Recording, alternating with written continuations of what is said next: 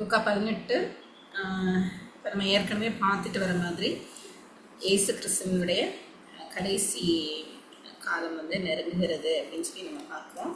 லூக்கா தொடர்ந்து ஒரு கண்டினியூட்டி விடாமல் எங்கேயுமே லேக் ஆகாமல் ஒரு ஆடியன்ஸ்க்கு அவர் எழுதிட்டு இருக்கிறத நம்ம பார்க்குறோம். 17வது அதிகாரத்தில் நம்ம எப்படி கடைசி காலம் இருக்க போகுது, அதாவது இயேசு கிறிஸ்து உயிர்த்தெழுந்ததுக்கு பின்பாக எப்படி ஜனங்கள் தவிக்க போகிறாங்க, எப்படி சீஷர்களுடைய ஒரு நிலை இருக்க போகுது, அப்போ எப்படி இருக்கணும் அப்படிங்கிறத சொல்கிறாரு. இப்போ 17வது அதிகாரத்தில் நம்ம பார்த்தோம், மனுஷகுமாரனுடைய நாள் அப்படிங்கிறது எருசலேம், அதாவது இஸ்ரவேல், அதற்கு மேலாக வருகிற நியாய தீர்ப்பையும் அது குறிக்கிறது, இறுதி காலத்தில் வருகிற 2ஆம் வருகையையும் குறிக்கிறது. அப்போ அந்த காலத்தில் சீஷர்கள் இயேசு கிறிஸ்துவின் உயிர்த்தெழுதலுக்கு பின்பாக அவங்க எல்லாம் ரொம்ப உபத்திரவங்களுக்குள்ளாக கடந்து போக போகிறாங்க அப்படிங்கிறத 17வது அதிகாரத்தில் அவர் சொல்கிறார். அப்படி சொல்லிட்டு தான் 18வது அதிகாரத்தில் அதனுடைய கண்டினியூஷனாக அந்த காலகட்டங்களில் எப்படி இருக்கணும், அந்த உபத்திரவ காலங்களில் நான் இப்போ உங்கள் கூடவே இருக்கிறேன், ஒரு காலம் வரும், அந்த டைமில் நீங்கள் என்னை தேடுவீங்க, ஆனால் நீங்கள் என்னை காண மாட்டீங்க, அந்த நேரத்தில் நீங்கள் எப்படி உங்களை திடப்படுத்தி கொள்ளணும் அப்படிங்கிறதுக்கு ஃபர்ஸ்ட் அவர் சொல்கிறது என்ன அப்படின்னா 18வது அதிகாரத்தில் முதல் வசனம், சோர்ந்து போகாமல் எப்பொழுதும் ஜெபம் பண்ண வேண்டும் என்பதை குறித்து அவர்களுக்கு அவர் ஒரு உவமையை சொன்னார். அப்போ சோர்ந்து போகிறது அப்படிங்கிறது இயேசு கிறிஸ்துவின் உயிர்த்தெழுதலுக்கு பின்பாக இவங்க படப்போகிற அந்த உபத்திரவங்களை இவங்க மிகவும் சோர்ந்து போகக்கூடிய சூழ்நிலைகள் ஏற்படும் அப்படிங்கிறத இயேசு கிறிஸ்து இந்த இடத்துல அவங்களுக்கு சொல்லி, அந்த நேரத்தில் எப்படி எப்பொழுதும் தேவனை பற்றி கொள்ளணும் அப்படிங்கிறதுக்கு ஒரு உண்மை சொல்றார். இந்த உண்மை நம்ம நிறைய தடவை கேள்விப்பட்டிருக்கோம். ஒரு பட்டணத்தில் ஒரு நியாயாதிபதி இருந்தான். அவன் தேவனுக்கு பயப்படாதவனும் மனுஷரை மதியாதவனுமாய் இருந்தான். இப்போ இந்த ஓமையை நம்ம பார்க்கும்போதும் சரி, முந்தின அதிகாரங்களில் நம்ம ஒரு ஓமை பார்க்கும்போதும் அநீதி உள்ள இந்த உலகத்தின் பிள்ளைகள், இந்த பிரபஞ்சத்தின் பிள்ளைகள் இப்படி இருக்கும்போது, புத்தி உள்ளவர்களாக இருக்கும்போது வெளிச்சத்தின் பிள்ளைகள் எப்படி இருக்கணும் அப்படிங்கிறதையும் அவர் ஒரு ஓமையாக சொல்கிறத நம்ம பார்ப்போம் 16வது அதிகாரத்தில். இப்போ அகெயின் இங்கே 18வது அதிகாரத்துலேயும் அநீதி உள்ள ஒரு நியாயாதிபதி அப்படிங்கிறத நம்ம பார்க்குறோம். ஏன் இந்த மாதிரி ஜீசஸ் பேரபிள்ஸ் எடுக்கும்போது கம்பேர் பண்ணுறாங்க அப்படின்னு சொல்லி பார்க்கும்போது, அவங்க காலகட்டங்களில் யூதர்களுக்குள்ள ரபிமாருக்குள்ள ஒரு டீச்சிங் மெத்தட் இருந்தது.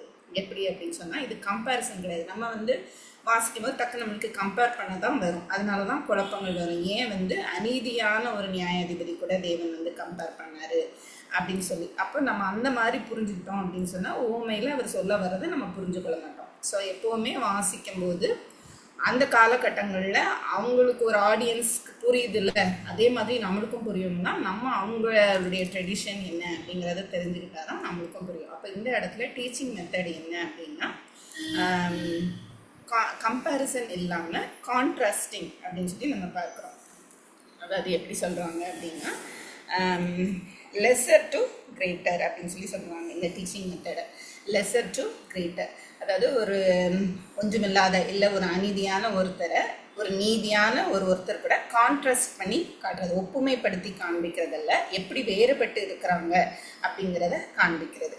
அப்படி நம்ம புரிஞ்சுக்கிட்டாதான் அந்த 16வது அதிகாரத்தில் இருந்ததில் ஒளியின் பிள்ளைகளை பார்க்கிலும் இப்பிரபஞ்சத்தின் பிள்ளைகள் அப்படின்னு சொல்லும்போது அது எப்படி தேவன் இப்படி செய்ய சொல்கிறாரு அப்படிங்கிற ஒரு கேள்வி நம்மளுக்கு பார்க்கும்போது வருகிறதுக்கு காரணம் என்ன அப்படின்னா, நம்ம கம்பேர் பண்ணுறோம் அவர் ஒரு ஓமையை சொல்லும்போது, ஆனால் அவங்களுடைய முறைப்படி அவங்க கம்பேர் பண்ணி சொல்கிறது இல்லை, அவங்க கான்ட்ராஸ்ட் பண்ணி சொல்கிறது. அப்போ இந்த இடத்துலையும் நம்ம பார்க்கும்போது அந்த மாதிரி ஒரு கண்ணோட்டத்தில் பார்த்தோம்னா நம்மளுக்கு அது இயேசு கிறிஸ்து சொல்ல வர்றது என்ன அப்படிங்கிறத நம்மளும் ஒரு ஆடியன்ஸாக அந்த யூதர்கள் மத்தியில் இருந்தோம்னா நம்மளுக்கும் புரியும். இப்போ ஒரு பட்டணத்தில் ஒரு நியாயாதிபதி இருந்தால், அவன் தேவனுக்கு பயப்படாதவனும் மனுஷரை மதியாதவனுமாய் இருந்தான். அந்த பட்டணத்திலே ஒரு விதவையும் இருந்தாள். அவள் அவனிடத்தில் போய், எனக்கும் என் எதிராளிக்கும் இருக்கிற காரியத்தில் எனக்கு நியாயம் செய்ய வேண்டும் என்று விண்ணப்பம் செய்தாள். அப்போ வெகு நாள் வரைக்கும் அவனுக்கு மனதில்லாது இருந்தது. பின்பு அவன், நான் தேவனுக்கு பயப்படாதவனும் மனுஷரை மதியாதவனாய் இருந்தும் இந்த விதவை என்னை எப்பொழுதும் தொந்தரவு செய்கிறபடியினால் இவள் அடிக்கடி என்னை அலட்டாதபடிக்கு இவளுக்கு நியாயம் செய்ய வேண்டும் என்று தனக்குள்ளே சொல்லிக்கொண்டான் என்றார். பின்னும் கர்த்தர் அவர்களை நோக்கி, அநீதியுள்ள அந்த நியாயாதிபதி சொன்னதை சிந்தித்து பாருங்கள். அப்போ நம்ம ஒரு பேரபிள்னு எடுத்துக்கிறப்போ ரீசெண்ட்டுன்னு இல்லை, நம்ம நிறைய ஊழியக்காரங்கள் வந்து பார்க்கலாம். ஓமைகள் வந்து விளக்கும் போது இயேசு கிறிஸ்து எதற்காக சொன்னார், எதை வைத்து சொன்னார், அந்த காலத்தில் அவங்களுக்கு எப்படி சொல்லியிருந்தா புரிஞ்சிருக்குங்கிற கண்ணோட்டத்தில் தான் பார்க்கணுமே தவிர ஒவ்வொரு வார்த்தையும் இல்லை ஒவ்வொரு அந்த ஓமைக்குள்ள மெயினாக ஓமையை வந்து நம்ம பிரித்து ஒவ்வொரு வார்த்தையாக ஒவ்வொருத்தருக்கும் ஒப்புமைப்படுத்தி பழைய ஏற்பாடுகள் காரியங்களில் வந்து ரிலேட் பண்ணி அப்படியெல்லாம் கொண்டு போகிறது வந்து இயேசு கிறிஸ்து என்ன நோக்கத்திற்காக ஓமை சொன்னாருங்கிறதுலேருந்து நம்ம தள்ளி போகிறதுக்கு வாய்ப்பு இருக்குது. அதனால எப்போவுமே ஓமையை வந்து படிக்கும்போது அவர் அந்த இடத்துல ரொம்ப சிம்பிளாக ஒரு அவங்களுக்கு புரிகிற மாதிரி ஒரு சின்ன ஸ்டோரி சொல்கிறாரு. ஸோ அந்த ஸ்டோரி என்ன அப்படின்னு நம்ம புரிஞ்சுட்டு அவ்வளோ தெரிஞ்சால் போதும். அப்போ இந்த இடத்துல அவர் வந்து முதல்ல சொல்லிட்டாரு, லூக்கா சொல்லியிருக்கிறாரு, சோர்ந்து போகாமல் எப்பொழுதும் ஜெபம் பண்ண வேண்டும் என்பதை குறித்து அவர்களுக்கு ஒரு உண்மை சொன்னார். ஸோ அதை தாண்டி நம்ம வேற எதுவும் அதில் வந்து எடுக்க தேவையில்லை. அப்போ இந்த இடத்துல இயேசு கிறிஸ்து சொல்றாரு, அநீதி உள்ள அந்த நியாயாதிபதி சொன்னதை சிந்தித்து பாருங்கள். அவர் என்ன சொல்றாரு, அடிக்கடி வந்து அவள் என்னை அலட்டாதபடிக்கு இவளுக்கு நியாயம் செய்ய வேண்டும் அப்படின்னு. அலட்டாதபடிக்கு நம்மளுக்கு தமிழில் கொடுத்துருக்கு. அந்த கிரேக்க மீனிங் வந்து என்ன அப்படின்னு சொன்னால், இவ விட்டா வந்து நம்மளை துன்புறுத்திடுவா, இல்லை என்னுடைய பேரை வந்து கெடுத்துருவா. இந்த அவர் நியாயாதிபதிங்கிறதுனால அவருக்குன்னு ஒரு பெயர் உண்டு இருக்கும். அப்போ அந்த ஒரு பெயரை வந்து இவ கெடுத்துடக்கூடாதுங்கிறதுக்காக இவர் வந்து செய்கிறத நம்ம வந்து பார்க்குறோம். இந்த நியாயாதிபதி செய்கிறது வந்து நம்ம பார்க்குறோம். அப்போது இப்போ இவர் கான்ட்ராஸ்ட் பண்ணி காமிக்கிறார். இயேசு கிறிஸ்து கம்பேர் பண்ணி காமிக்கலை, கான்ட்ராஸ்ட் பண்ணி காமிக்கிற விதம் தான் அவங்களுடைய டீச்சிங் மெத்தட். ஸோ அவங்க எப்படி வந்து காமிக்கிறாங்கன்னா, அந்தபடியே தேவன் தம்மை நோக்கி இரவும் பகலும் கூப்பிடுகிறவர்களாகிய தம்மால் தெரிந்து கொள்ளப்பட்டவர்களின் விஷயத்தில் நீடிய பொறுமையுள்ளவராக இருந்து அவர்களுக்கு நியாயம் செய்யாமல் இருப்பாரோ. அப்போ ஒரு அநீதியுள்ள, இது நம்மளுக்கு தெரிந்தது போல, அநீதியுள்ள ஒரு நியாயாதிபதி வந்து தன்னுடைய பெயர் கெட்டு போயிடக்கூடாதுன்னு சொல்லும்போது தன்னுடைய நாமத்திற்காக வைராக்கியம் பாராட்டுகிற தேவன் தன்னுடைய பிள்ளைகளுக்கு, அவரை நோக்கி கூப்பிடுகிற பிள்ளைகளுக்கு நியாயம் செய்யாமல் இருப்பாரோ. அப்போ அநேக நேரத்தில் வந்து தேவன் அமைதியாக இருக்கிற மாதிரியும், தேவன் வந்து பதில் கொடுக்காத மாதிரியும், தேவன் எங்கே இருக்கிறாரு அப்படிங்கிற மாதிரியும் கூட உங்களுக்கு சூழ்நிலைகள் ஏற்படக்கூடும். அதுதான் சீஷர்களுக்கு அவர் சொல்றார். அப்போ நம்ம சோர்ந்து போவோம். ஆனால் நீங்கள் சோர்ந்து போகாதீங்க, சோர்ந்து போகாமல் எப்பொழுதும் ஜெபம் பண்ண வேண்டும் அப்படின்னு சொல்லும்போது உங்களுக்கு அவர் கொடுக்கிற பதில் வந்து உடனே இல்லைனாலும் அவர் நீடிய பொறுமை விஷயத்தில் நீடிய பொறுமை உள்ளவராய் இருந்து நம்மளும் வந்து சோர்ந்து போகாதபடிக்கு அவரை பற்றிக்கொள்ள வேண்டும். அவரும் அவருடைய காலத்தில் ஏற்ற நேரத்தில் வந்து அவர் தன்னுடைய பதிலை வந்து கொடுப்பார், நியாயம் செய்வார், நியாயம் செய்யாமல் இருக்க மாட்டார். ஒரு உலகத்தில் இருக்கிற அநீதியுள்ள நியாயாதிபதி தன்னுடைய பெயருக்காகவும் தன்னுடைய தனக்கு எதுவும் தன்னுடைய பதவிக்கு எந்த ஒரு பிரச்சனையும் வந்துடக்கூடாதுன்னு சொல்லி அவங்க செய்வான் அப்படின்னு சொன்னால் நீதியுள்ள தெய்வன் வந்து எப்படி செய்வார் அப்படிங்கிறது தான். அப்போ சீக்கிரத்திலே அவர்களுக்கு நியாயம் செய்வார் என்று உங்களுக்கு சொல்லுகிறேன். இந்த சீக்கிரத்தில் அப்படின்னு சொல்லும்போது உடனே அப்படிங்கிற ஒரு கிரேக்க மொழிபெயர்ப்பு தான் கொடுக்கப்பட்டிருக்கிறது. சீக்கிரம்னா கூடி சீக்கிரத்தில் அப்படிங்கிறது இல்லை, உடனே உங்களுக்கு எப்போ தேவையோ அவர் வந்து செய்வார். நியாயம் வந்து எப்போ வேணுமோ அப்போ வந்து செய்வார். நம்மளுக்கு வந்து இப்போ ப்ரெசன்ட் மட்டும்தான் நம்மளுக்கு தெரியும், பட் அவர் வந்து இட்டர்னல் பிளான் வந்து தெரிந்தவர். அதனால அவருக்கு நமக்கு எது நியாயங்கிறது அவருக்கு தெரியும், அந்த வேளையில் அவர் வந்து செய்வார் அப்படின்னு சொல்லி லூக்கா எழுதுகிறார். ஆகிலும் மனுஷகுமாரன் வரும்போது பூமியிலே விசுவாசத்தை காண்பாரோ என்றார். அப்போ இது வந்து நம்ம பிரித்து பார்க்கக்கூடாது 18வது அதிகாரத்தை. இப்போ 18வது அதிகாரம் வந்து இவர் எதுக்கு சொல்கிறாரு அப்படின்னு சொன்னால், 17வது அதிகாரத்தில் வந்து அந்த மனுஷகுமாருடைய நாள், உபத்திரவங்கள், இவங்க கடந்து போக போகிற அந்த போராட்டங்கள் மத்தியில் இவங்க சோர்ந்து போகும்படியாக நிறைய நேரம் இவங்க வந்து இயேசு கிறிஸ்து கூட இருந்துட மாட்டாரா, இல்லை இயேசு கிறிஸ்து அங்கே இருக்கிறார் இங்கே இருக்கிறாருன்னு கேள்விப்படும்போது வருகிற அந்த மன போராட்டங்களின் மத்தியில் நீங்கள் சோர்ந்து போகாமல் நீங்கள் வந்து என் கூடயே இருங்க, ஜெபம் பண்ணிக்கொண்டே இருங்க அப்படின்னு அவர் சொல்கிறாரு. சொல்லும்போது தான் அவர் வந்து சொல்கிறாரு, ஆகிலும் மனுஷகுமாரன் வரும்போது பூமியிலே விசுவாசத்தை காண்பாரோ. அவருடைய 2ஆம் வருகையினாலும் சரி, அவருடைய அந்த நியாயத்திற்கு இஸ்ரவேலின் நியாயத்திற்கு நாளினாலும் சரி, அந்த மனுஷகுமாரனுடைய நாளில் வரும்போது அவர் விசுவாசத்தை காண்பாரோ அப்படின்னு சொல்லும்போது எத்தனை பேர் அப்படி இருக்க போகிறாங்களோ தெரியல, எத்தனை பேர் வந்து அந்த அளவுக்கு தேவனை பற்றி கொண்டு இருக்க போகிறீங்களோ தெரியல. அப்படிங்கிற மாதிரி நீங்கள் உறுதியாக இருங்க அப்படின்னு சீஷர்களுக்கு சொல்லுகிறார். அன்றியும் தங்களை நீதிமான்கள் என்று நம்பி மற்றவர்களை அற்பமாய் எண்ணின சிலரை குறித்து அவர் ஒரு உண்மையை சொல்லுகிறார். இப்போ இப்படி வந்து அவர் சொல்லும் போது அடுத்து வந்து அகெயின் எப்பவுமே ஒரு கூட்டம் இருக்கிறாங்க, தங்களை நீதிமான்கள் என்று எண்ணிக்கொள்கிறவர்கள். எந்த உபத்திரவத்திலனாலும் நாங்கள் வந்து நின்றுவோம், நாங்கள் வந்து தேவனை பற்றி கொண்டு இருப்போம் அப்படின்னு சொல்லி ஒரு மனதில் ஒரு எண்ணத்தோடு அவங்க இருக்கிறாங்க அப்படிங்கிறத புரிந்த தேவன் வந்து அந்த இடத்துல சொல்கிறாரு, தங்களை நீதிமான்கள் என்று நம்பி அப்படின்னு சொல்லும்போது தங்களுடைய செயல்களினால் தங்களை நீதிமான்கள் என்று நம்பி நிறைய பேர் இருக்கிறாங்க, மற்றவர்களை அற்பமாய் எண்ணுகிறாங்க. ஸோ 2 காரியங்கள் வந்து செய்கிறாங்க. ஒன்று வந்து தங்கள் மேலே நம்பிக்கை, நான் ஒரு விசுவாசி, நான் ஒரு கிறிஸ்துவை ஃபாலோ பண்ணுகிற ஒரு சீஷன் அப்படிங்கிற ஒரு நம்பிக்கை. 2வது அவங்களுடைய ஒரு குணம் என்ன அப்படின்னு சொன்னால் மற்றவர்களை வந்து தங்களை விட தாழ்வாக எண்ணுகிற ஒரு குணம். இந்த 2 குணமும் வந்து சீஷர்களுக்கு இருக்கக்கூடாது அப்படிங்கிறதுக்காக அவர் ஒரு உவமையை வந்து சொல்கிறார்.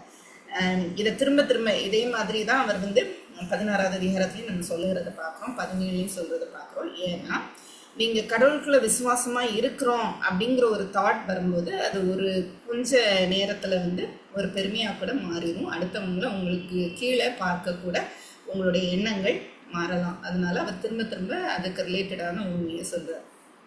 இப்போ இங்கே 2 மனுஷர் ஜெபம் பண்ணும்படி தேவாலயத்துக்கு போனார்கள். ஒருவன் பரிசேயன், மற்றவன் ஆயக்காரன். இப்போ தேவாலயம் அப்படின்னு சொல்லும்போது எருசலேம், ஜெப ஆலயம்ங்கிறது வந்து சினகால்ஸ் நம்ம பார்க்குறோம், தேவாலயம்ங்கிறது வந்து எருசலேமில் இருக்கிற டெம்பிள் அப்படின்னு நம்ம பார்க்குறோம். அங்கே வந்து நிறைய ஏரியாஸ் வந்து இருக்குது, நம்மளுக்கு தெரியும். இப்போ அந்த மாதிரி தேவாலயத்தில் வந்து என்ன அப்படின்னு சொன்னால் புறஜாதிகள் முதல்ல ஃபுல்லாக என்ட்ரு பண்ணோன்னே இருக்கிற கோர்ட்யார்டு வந்து புறஜாதிகளுக்கு. அடுத்தது வந்து கோர்ட் ஆஃப் விமென் அப்படின்னு சொல்லி இருக்கலாம். அப்போ அந்த கோர்ட் ஆஃப் விமென்னா அதில் வந்து போத் விமென் அண்ட் மென் வந்து வரலாம், ஆனால் விமென் அதுக்கு மேலே வந்து போக முடியாது. அதுக்கு அடுத்த கோர்ட் வந்து court of Israel or court of men. இந்த விமென் இதில் நின்றுவாங்க, இதுக்கப்புறம் போகிறவங்க வந்து மென் இருப்பாங்க. அதுக்கப்புறம் கோர்ட் ஆஃப் ப்ரீஸ்ட், ஆசாரிகள் இருப்பாங்க. அதுக்கப்புறம் தான் உங்களுக்கு வந்து ஆல்சர், அந்த பலிபீடம், வெண்கல பலிபீடம் வந்து இருக்கிறது. அதுக்கப்புறம் தான் பரிசுத்த ஸ்தலம், அதுக்கப்புறம் மகா பரிசுத்த ஸ்தலம். இப்படியா வந்து அந்த காலத்தில் இருக்கிற அந்த எருசலேம் தேவாலயம் கட்டப்பட்டு இருந்தது. ஸோ அந்த மாதிரி ஒரு இடத்துல ஒரு விஷுவல் மைண்டுக்குள்ளே வச்சு இந்த ஓமையை வந்து இயேசு கிறிஸ்து சொல்லுகிறார். 2 மனுஷர் ஜெபம் பண்ணும்படி தேவாலயத்திற்கு போனார்கள். அப்போ இவங்க வந்து போகிறாங்க அப்படின்னு சொல்லும்போது இது எந்த டைமில் இருக்கும் அப்படின்னு சொல்லி சொல்கிறாங்கன்னா, ஒரு சாக்ரிஃபைஸ் வந்து அங்கே பண்ணுறாங்க. 3 மணி போல் மதியானத்துக்கு மேலே வந்து நடக்கிற ஒரு பலி ஆராதனைக்கு கடந்து செல்கிறாங்க நிறைய பேர். அப்போ இவங்களும் வந்து போகிறாங்க. ஒருவன் பரிசேயன், மற்றவன் ஆயக்காரன். அப்போ ஆயக்காரன்னு நம்மளுக்கு ஆல்ரெடி வந்து தெரியும். அவங்க யூதர்கள்னால எப்படி வந்து கருதப்படுறாங்க, மிகவும் வந்து திருடர்கள், அந்த மாதிரி ட்ரைட்டர்ஸ், துரோகிகள் அப்படின்னு சொல்லி. ஏன்னா இவங்க ரோமர்களுக்காக வரி வசூலிக்கிறாங்க. அதனால இவங்க வந்து யூதர்களினால ரொம்ப புறக்கணிக்கப்படுகிற ஒரு யூதர் கூட்டம். பரிசேயர் அப்படின்னா நம்மளுக்கு தெரியும், அவங்க வந்து நல்ல தேவனுடைய வார்த்தைகளை வந்து நல்லா தெளிவாக கற்றுக்கொண்டவங்க, அதன்படி நடக்கிறவங்க. ஸோ இப்போ இந்த 2 பேரும் போகிறாங்க. பரிசேயன் நின்று அப்படின்னு சொல்லி கொடுக்கப்பட்டிருக்கு. இங்கிலீஷில் வந்து அவன் தனித்து நின்று அப்படின்னு கொடுக்கப்பட்டிருக்கு. அப்போ இது எங்கே அவன் நிற்கிறான் அப்படின்னு சொல்லி சொல்கிறாங்க அப்படின்னு சொன்னால், அந்த கோர்ட் ஆஃப் ஜென்டைல்ஸை தாண்டி கோர்ட் ஆஃப் விமெனுக்கு போகும்போது 2 பேரும் ஒரே ஏரியாவில் தான் நிற்கிறாங்க. ஆனால் கோர்ட் ஆஃப் விமெனில் அந்த court of women and men அடுத்த பிரிவுக்கு போகிறதுக்கு முன்னாடி உள்ள இடத்துல இவர் நிற்கிறாரு. பரிசேயர் தனியாக தெரியும்படியாக வந்து நிற்கிறாரு. ஏன்னா கோர்ட் ஆஃப் மென் எப்படி இருக்குமானா கொஞ்சம் குறுகலாக வந்து இருக்கும் அப்படின்னு சொல்லி சொல்கிறாங்க. நிறைய ஆண்கள் இருப்பாங்க, இடிச்சிட்டு அந்த மாதிரி இருப்பாங்க. இவங்களை தங்களை பரிசுத்தமாய் காண்பிக்கும்படியாக இந்த ஒரு கோர்ட் ஆஃப் விமெனில் வந்து அவர் போய் நிற்கிறாரு. ஒரு ஓரமாக தான் பக்கத்தில் யாருமே நிற்காதபடிக்கு ஒரு இடத்துல வந்து அவர் நிற்கிறாரு. நின்றுட்டு சொல்கிறாரு, தேவனே, நான் பரிகாரர், அநியாயக்காரர், விபச்சாரக்காரர் ஆகிய மற்ற மனுஷரை போல, அங்கிருந்த மனுஷரை போல இந்த ஆயக்காரனை போலவும் இராததுனால் உண்மை ஸ்தோத்தரிக்கிறேன். வாரத்தில் 2 தரம் உபவாசிக்கிறேன். அப்போ அந்த பாவ நிவர்த்தி நாள் அப்படிங்கிற நாளில் தான் உபவாசம் இருக்கணும் அப்படின்னு தேவனுடைய கட்டளை இருக்கிறது. ஆனால் இவர் அதையும் தாண்டி 2 நாள், மண்டே அண்ட் தேர்ஸ்டே அவங்க உபவாசிக்கிறது வழக்கம். அப்போ அப்படி உபவாசிக்கிறதா சொல்கிறாரு. சம்பாத்தியத்திலெல்லாம் தசம்பாகம் செலுத்தி வருகிறேன். நியாயப்பிரமாணத்தில் கொடுக்கப்பட்டிருக்கிறது வந்து அவங்க அறுவடையில் என்னென்ன அவங்களுக்கு கிடைக்குதோ அதில் அவங்க தசம்பாகம் செலுத்தணும். இவர் இப்போ எப்படி நியாயப்பிரமாணம் மாறி வந்திருக்கு அப்படின்னா, சம்பாத்தியத்தில் எல்லாம் தாங்கள் பெற்று என்னென்ன சம்பாதிக்கிறாங்களோ அதில் எல்லாம் வந்து நான் தசம்பாகம் செலுத்தினேன் அப்படின்னு சொல்லி. அப்போது அந்த நியாயப்பிரமாணத்தையே கொஞ்சம் கூடுதலாக இவங்க வந்து மாற்றி வைத்திருக்கிறாங்கிறதையும் இயேசு கிறிஸ்து இந்த இடத்துல சொல்லும்போது நம்மளுக்கு தெரிகிறது. செலுத்தி வருகிறேன் என்று தனக்குள்ளே ஜெபம் பண்ணினான். அவனுடைய ஜெபம் அவனுக்குள்ளே தான் இருந்தது, அது தேவனிடத்துல போகலை அப்படிங்கிற மாதிரியும் கூட இதை நம்ம எடுத்துக்கலாம். தனக்குள்ளே ஜெபம் பண்ணினான். ஆயக்காரன் தூரத்திலே நின்று தன் கண்களையும் வானத்துக்கு ஏறெடுக்க துணியாமல் தன் மார்பிலே அடித்து கொண்டு தேவனே பாவியாகி என்மேல் கிருபையாயிரும் என்றார். அப்போ நம்ம வந்து இதை வாசிக்கும் போது பாவியாகி என்மேல் கிருபையாயிரும் இந்த உண்மையும் நம்மளுக்கு வந்து ரொம்ப நல்லாவே தெரியும். இப்போ நம்ம சொன்னது மாதிரி அந்த சாக்ரிஃபைஸ் நடக்கிற வேளையில் தான் இவங்க வந்து தேவாலயத்துக்கு போகிறாங்க.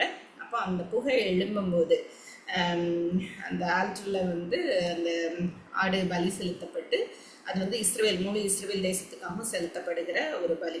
அப்போ அது செலுத்தப்படும் போது அந்த புகை எழும்பும்போது இவர் எப்படி சொல்கிறாராம் அப்படின்னு சொன்னால், கிரேக்க மொழியில் பாவியாகி என்மேல் கிருபையா இரும் அப்படிங்கிறது என்ன அப்படின்னு சொன்னால், அந்த கிருபாசனம்னு நம்ம சொல்கிறோம்ல, மகா பரிசுத்த ஸ்தலத்தில் வந்து கிருபாசன பெட்டி வந்து இருக்குது.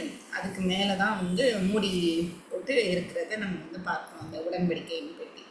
அப்போது அந்த மகா பரிசுத்த ஸ்தலத்தில் இருக்கிற அந்த கிருபாசன பெட்டியில் தான் அந்த மூடி மேலே தான் வந்து ரத்தத்தை தெளிக்கிறாரு பிரதான ஆசாரியன். அப்போது அந்த ரத்தத்தை தெளிக்கும் போது தான் இவங்களுக்கு வந்து பாவ மன்னிப்பு கிடைக்கிறது. அப்போ இந்த இடத்துல இவர் கிருபையா இரும் அப்படின்னு சொல்லும்போது, எனக்காக சிந்தப்படுகிற ஒரு பலியாய் நீங்கள் இருங்க, அந்த ரத்தத்தை நீங்கள் அங்கீகரிங்க அப்படின்னு சொல்லுகிற ஒரு வார்த்தையாக அந்த இடத்துல வந்து கொடுக்கப்பட்டிருக்கு. ஏன்னா சாதாரணமாக மர்சி அப்படிங்கிற வார்த்தைக்கு வந்து ஒரு கிரேக்க வார்த்தை இருக்குது. ஆனால் அந்த வார்த்தையை இவர் இந்த இடத்துல யூஸ் பண்ணல. இவர் அதுக்கு பதிலாக என்ன யூஸ் பண்ணிடுறாரு அப்படின்னு சொன்னால், எனக்கு பிராயச்சித்தமாக நீங்கள் பலியாக இருங்க, எனக்கு பிராயச்சித்தமாக சிந்தப்படுகிற ஒரு ரத்தமாக நீங்கள் இருங்க, என்னை ஏற்றுக்கொள்ளுங்க அப்படின்னு சொல்லி அவர் சொல்கிறதா இந்த இடத்துல கிரேக்க மொழியில இருக்குது. அப்போ என்மேல் கிருபியாக இரும் அப்படின்னு இவர் சொல்லும்போது இவர் என்ன சொல்கிறாரு அப்படின்னு சொன்னால், நான் பாவிங்கிறத அவர் உணர்ந்து கொள்கிறாரு. என்னால் ஒன்றும் இல்லை, செலுத்தப்படுகிற பலியினால் கொடுக்கப்படுகிற அந்த இரத்தத்தினால நான் அங்கீகரிக்கப்படணும், நான் சுத்திகரிக்கப்படணும்னு சொல்லி தன்னுடைய மனதிலிருந்து அவர் அந்த ஏக்கத்தை தெரிவிக்கிறத இயேசு கிறிஸ்து இந்த இடத்துல சொல்கிறார். அப்போ அவனால் இவனே நீதிமானாக்கப்பட்டவனாக தன் வீட்டுக்கு திரும்பி போனான் என்று உங்களுக்கு சொல்லுகிறேன். அப்போ இதுலேயும் நம்ம பார்க்கும்போது 2 பேருமே வீட்டுக்கு திரும்பி போகிறாங்க. அதில் பரிசேயன் எந்த ஒரு அதில் ஒரு அந்த உணர்வு குத்தப்பட்டு அப்படி எதுவுமே இல்லாமல் அவரும் வந்து சந்தோஷமாக தான் பண்ணது கரெக்ட் அப்படின்னு சொல்லிட்டு அவரும் போகிறாரு. ஆயக்காரன் தன்னுடைய ஜெபம் கேட்கப்பட்டது அப்படின்னு சொல்லி 2 பேருமே போகிறாங்க. ஆனால் தேவன் யாரை எப்படி பார்க்குறாரு அப்படிங்கிறத சொல்கிறாரு இயேசு கிறிஸ்து. அவனால இவனே நீதிமானாக்கப்பட்டவனாய் அப்படின்னு சொல்லும்போது தேவனுக்கு முன்பாக நிற்க தகுதி உள்ளவனாய் வந்து மாற்றப்பட்டு வீட்டுக்கு திரும்பி போனான். ஏனெனில் தன்னை உயர்த்துகிறவன் எவனும் தாழ்த்தப்படுவான், தன்னை தாழ்த்துகிறவன் உயர்த்தப்படுவான் என்றார். அப்போ இந்த இடத்துல தாழ்த்துதல் அப்படின்னு சொல்லும்போது, என்னால் ஒன்றும் இல்லை, தேவனுடைய ரத்தம் தான், இல்லை தேவனுக்கு முன்பாக செலுத்தப்படுகிற அந்த பலியிலிருந்து வருகிற ரத்தம் தான் என்னை தேவனிடத்துல சேர்க்கிறது, என்னாலும் ஒன்றும் இல்லை அப்படின்னு சொல்லி போய் தன்னை ஒப்பு கொடுக்கறதுனால அப்போது தேவன் வந்து சொல்லுகிறார், அவன் வந்து தன்னை தாழ்த்துகிறான், உயர்த்துகிறாங்கிறப்போ செல்ஃப் ரைச்சியஸ். அது வந்து நமக்கு தெரியும்.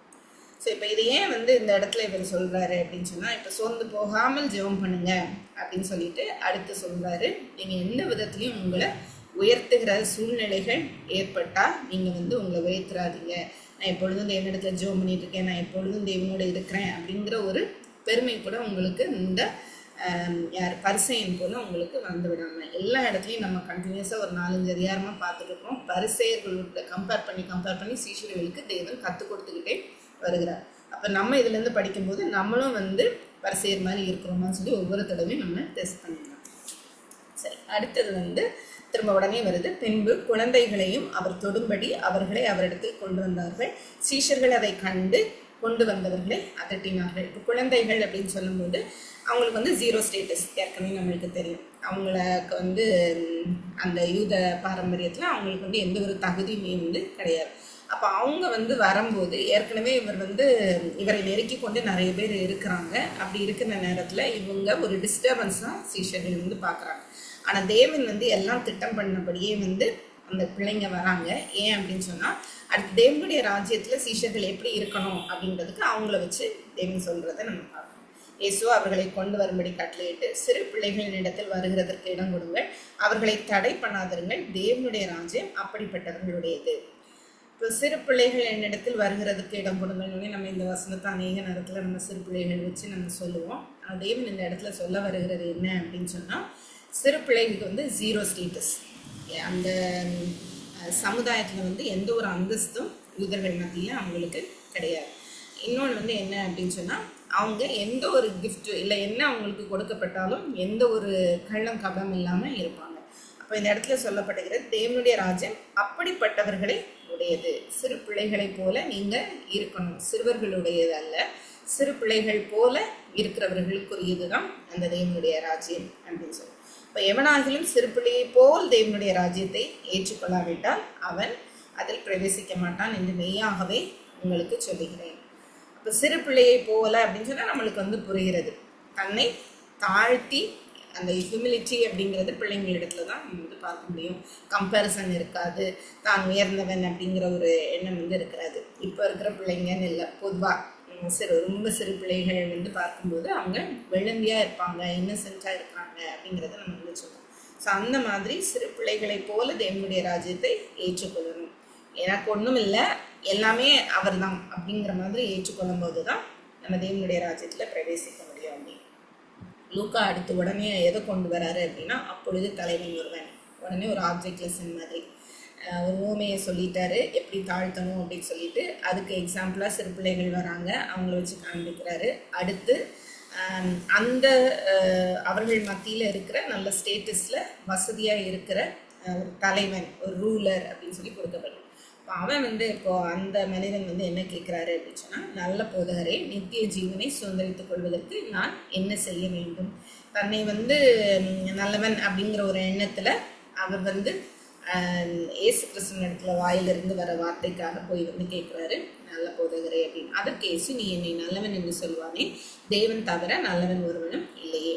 இதை வாசிக்கும் போது இயேசு கிறிஸ்து ஏன் இப்படி சொன்னார் அப்படின்னு சொல்லி நம்மளுக்கு தோணலாம். அவர்களுடைய அந்த யூத பாரம்பரியத்தில் அவங்களுடைய மத்தியில் தேவன் ஒருவரை தான் அவங்க வந்து நல்லவர் அப்படின்னு சொல்லி சொல்லுவாங்க. வேற எந்த ரபிமாரையும் வந்து அவங்க நல்லவர்கள் அப்படின்னு சொல்லி சொல்ல மாட்டாங்க, அதாவது கூப்பிட மாட்டாங்க.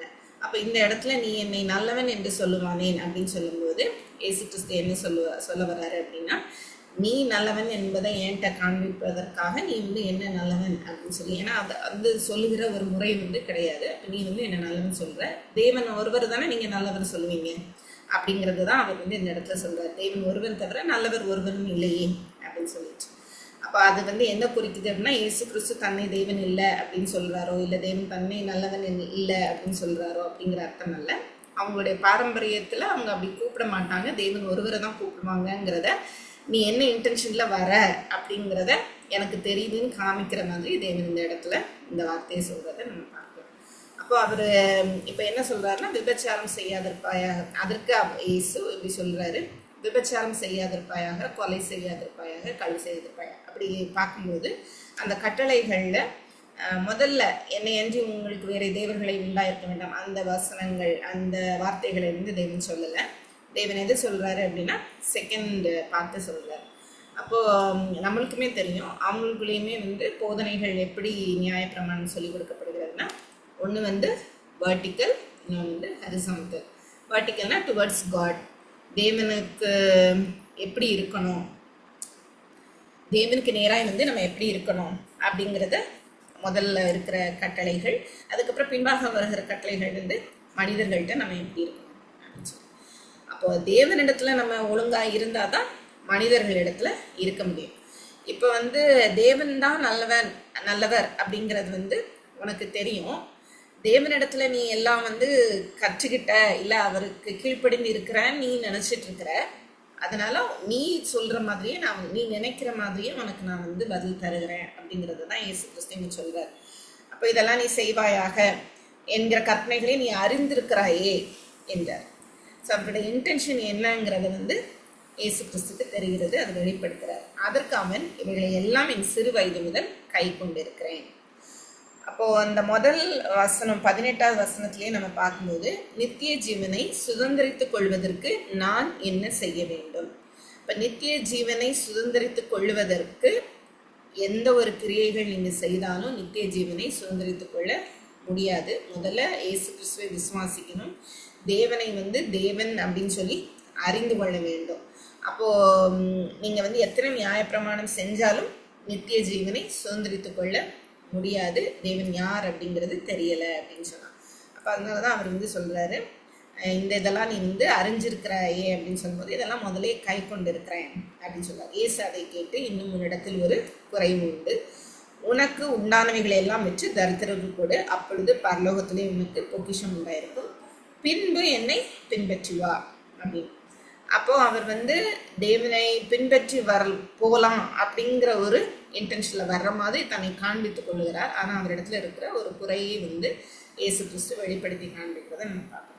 அப்போ லூக்கா ஏன் இந்த இடத்துல வந்து இதை கொண்டு வராரு அப்படின்னு சொன்னால், பெருமை வந்து எப்படி இருக்கிறது, நான் வந்து சரியாக தான் இருக்கிறேன் அப்படிங்கிறதும் ஒரு விதமான பெருமை.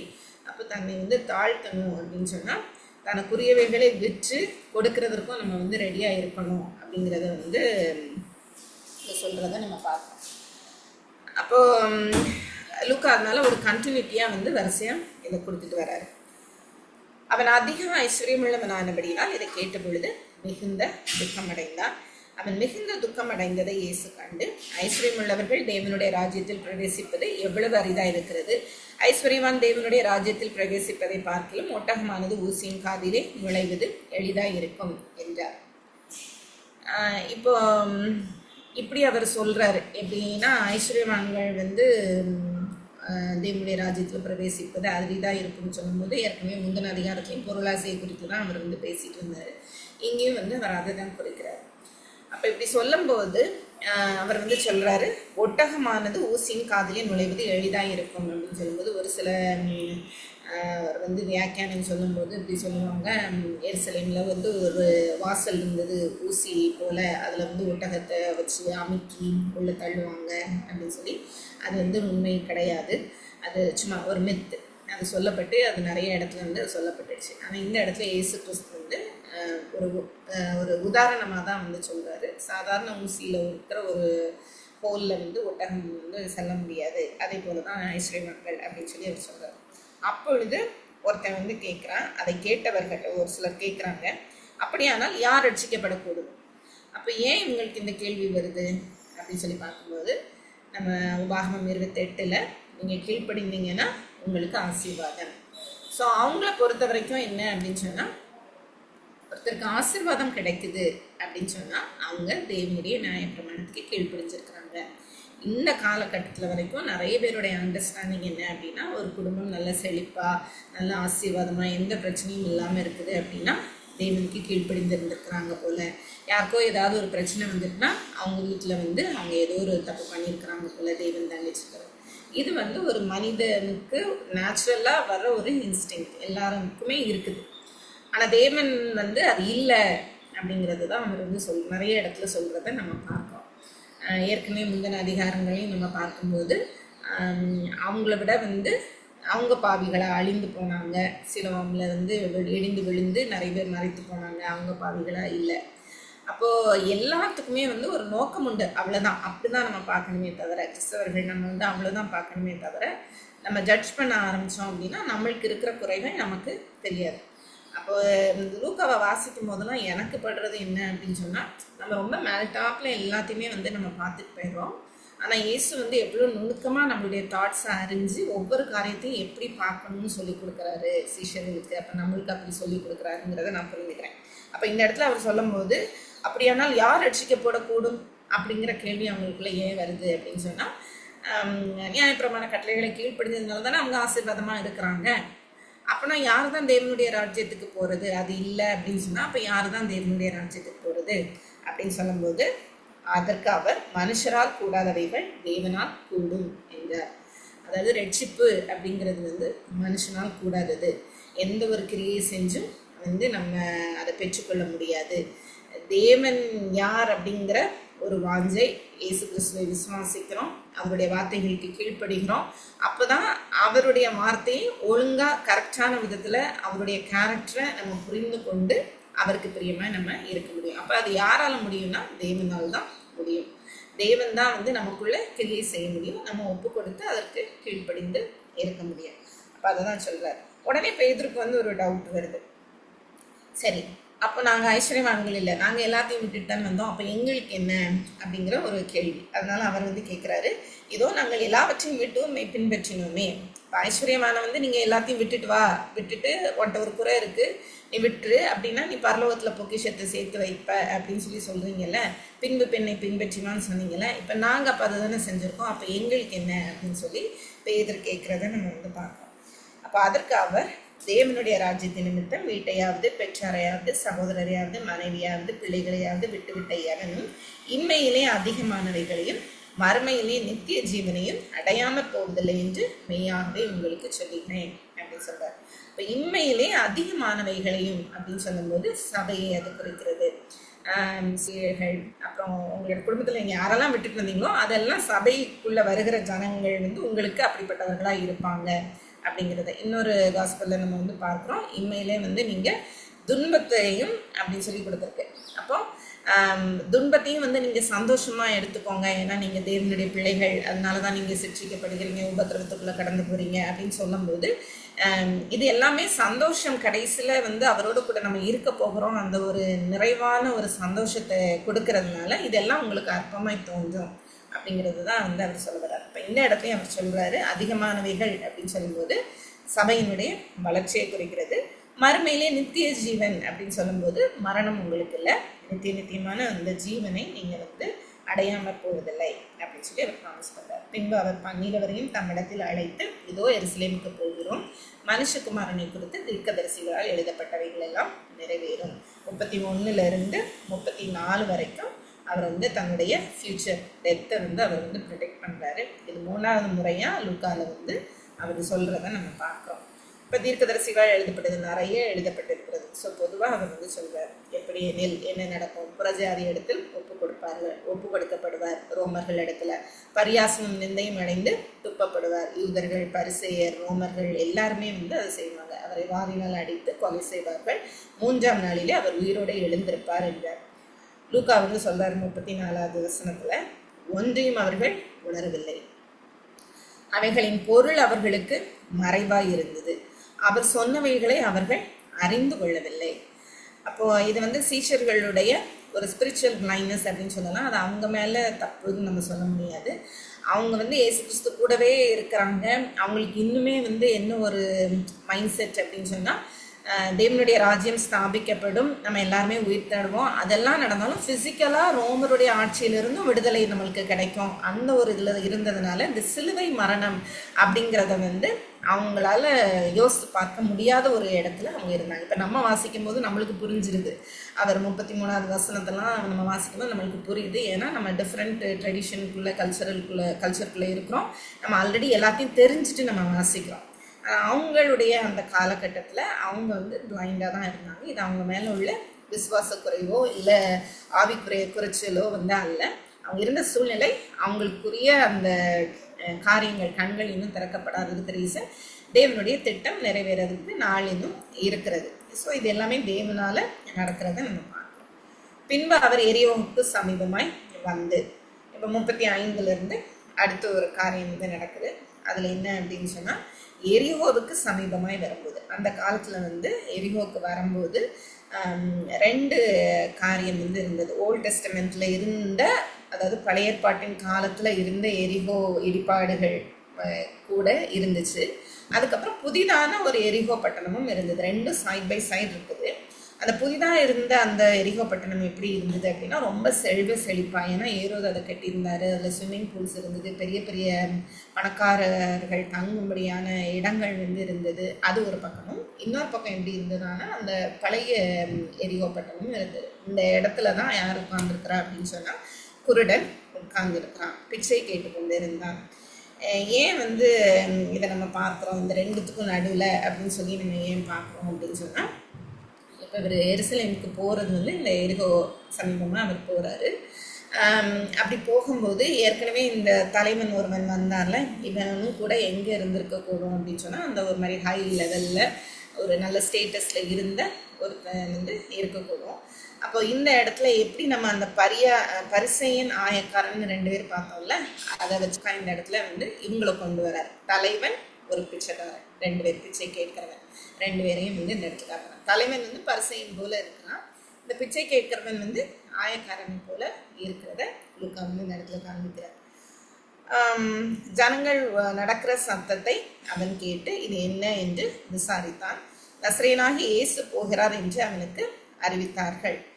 அப்போ இயேசு கிறிஸ்து வந்து இவனை கடந்து செல்லும் போது ரொம்ப கூட்ட நெரிசல்ல வந்து போய்கொண்டு இருக்கிறாங்க. போய்கொண்டு இருக்கும்போது இவர் எப்படி சொல்றாரு அப்படின்னா, அவன் இயேசுவே தாவீதின் குமாரனே எனக்கு இறங்கும் என்று கூப்பிட்டான். ஏற்கனவே இவர் வந்து மரணத்தை நோக்கி சென்று கொண்டிருக்கிறாரு.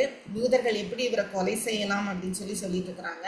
அந்த நேரத்துல வந்து தாவீதின் குமாரனே அப்படின்னு இவர் கூப்பிடுற அந்த ஒரு காரியம் வந்து இன்னும் இயேசு கிறிஸ்துக்கு அகெயின்ஸ்டா வந்து ஒரு பிரச்சனையை அந்த இடத்துல உண்டு பண்ணக்கூடும், ஒரு கலவரத்தை அந்த இடத்துல உண்டு பண்ணக்கூடும் அப்படின்னு சொல்லிட்டு முன்னடப்பவர்கள் அவன் பேசாதிருக்கும்படி அவனை அதட்டினார்கள். எந்த ஒரு பொலிட்டிக்கல் ப்ரெஷரும் அந்த இடத்துல வந்துடக்கூடாது அப்படின்னு சொல்லிட்டு அதட்டுறதை பார்க்குறோம். அவனோ தாவீதின் குமாரே எனக்கு இறங்கும். இப்போ அந்த இடத்துல எப்படி பாவியாக என்மேல் கிருபையாக இரும் அப்படின்னு சொல்லி அந்த ஆயக்காரன் கேட்டானோ, அதே போல் இந்த மிக்ஸ்டு சிட்டிஸ், பழைய காரியங்களும் இருக்குது, புதுசாக நல்ல டெவலப்பான காரியங்களும் இருக்குது ஏறுவதுனால, அதே போல் ஜனங்களும் வந்து இப்படி மிக்ஸ்டாக இருக்கிறத நம்ம பார்க்குறோம். அதில் ஒரு பிச்சை கேட்கிறவன் வந்து இயேசு போகிறாருன்னு தெரிஞ்ச உடனே அவன் அழைத்தது தாவீதின் குமாரனே அப்படின்னு சொல்லி. அப்போது இவர் தான் மேசியாங்கிறதை வந்து அவன் விசுவாசித்திருக்கிறதுனால அவன் வந்து அப்படி அழைக்கிறத நம்ம பார்க்கலாம், தாவீதின் குமாரன் அப்படின்னு சொல்லி. இயேசு நின்று அவனை தம்மிடத்தில் கொண்டு வரும்படி சொன்னார். அவன் கிட்ட வந்தபோது அவர் அவனை நோக்கி, நான் உனக்கு என்ன செய்ய வேண்டும் என்று இருக்கிறாய் என்று கேட்டார். அதற்காக ஆண்டவரே, நான் பார்வை அடைய வேண்டும். இயேசு கிறிஸ்துக்கு தெரியும், எப்பொழுதுமே நிறைய இடங்கள்ல இயேசு கிறிஸ்து வந்து ஒரு சிலரை டைரக்டாக சுகமாக்குறத பார்க்குறோம். ஒரு சிலர்கிட்ட வந்து உங்களுக்கு என்ன வேணும் அப்படிங்கிறத காமிக்கும் போது தேவன் ஒவ்வொரு இடத்துலையும் வந்து ஒரே போல அற்புதங்களை செய்கிறது இல்லை. ஒவ்வொருடைய மைண்ட் இன்டென்ஷன்ஸ் ஒரு காரியம், இன்னொன்று சுற்றி இருக்கிறவங்களுக்கு காண்பிக்கும்படியாய் சில காரியங்களை காண்பிக்கும்படியாய் வந்து தேவன் பேசுகிறத, இயேசு கிறிஸ்து பேசுகிறத நம்ம பார்க்குறோம். அப்போ இயேசு அவனை நோக்கி, நீ பார்வையடைவாயாக, உன் விசுவாசம் உன்னை ரட்சித்தது. இந்த இடத்துலையும் விசுவாசம் உன்னை ரட்சித்ததுன்னு சொல்லும்போது தாவீதின் குமாரனே அப்படின்னு அவர் அழைக்கும் போதே அவர் வந்து இயேசுவை தேவனுடைய குமாரன் என்று விசுவாசிக்கிறாரு அப்படிங்கிறத நம்ம புரிந்து கொள்ள முடியுது. அப்போ உன் விசுவாசம் உன்னை ரட்சித்தது அப்படின்னு சொல்லும்போது நித்திய ஜீவன் இவருக்கு கொடுக்கப்படுகிறது, நீதிமானாக இவர் வந்து மாற்றப்படுகிறார். உடனே அவன் பார்வையடைந்து தேவனை மகிமைப்படுத்தி கொண்டே அவருக்கு பின் சென்றார். ஜனங்கள் எல்லாரும் அதை கண்டு தேவனை புகழ்ந்தார்கள். இப்போ ஜனக்கூட்டம் வந்து அநேகர் தேவனை புகழ்ந்தார்கள் அப்படின்னு நம்ம பார்ப்போம். இயேசு கிறிஸ்துவை வந்து மேசியா அப்படின்னு அக்செப்ட் பண்ணுகிற கூட்டம் வந்து பெருகி கொண்டு இருக்கிறது அப்படின்னு லூக்கா காமிக்கிறார். எவ்வளவுக்கு எவ்வளோ பெருகுகிறதோ அவ்வளவுக்கு அவ்வளோ வந்து தேவன் நெருக்கப்பட போகிறார் அப்படிங்கிறத காண்பிக்கிறதுக்காக லூக்கா வந்து நெருக்க. லூக்கா